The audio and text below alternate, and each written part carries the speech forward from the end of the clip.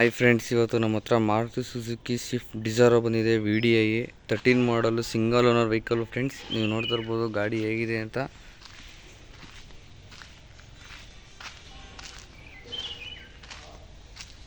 Friends, body line ನೋಡ್ಬೋದು ನೀವು ಹೇಗಿದೆ ಅಂತ. ಫ್ರೆಂಡ್ಸ್, ಇದು ಕಂಪ್ಲೀಟ್ ಡೀಸೆಲ್ ವೆಹಿಕಲ್ ಆಗಿರುತ್ತೆ.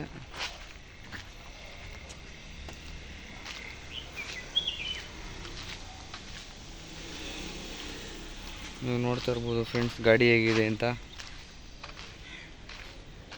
ಬನ್ನಿ ಫ್ರೆಂಡ್ಸ್, ನಿಮಗೆ ಇಂಟೀರಿಯರ್ ತೋರಿಸ್ತೀನಿ, ಇಂಟೀರಿಯರ್ ಹೇಗಿದೆ ಅಂತ.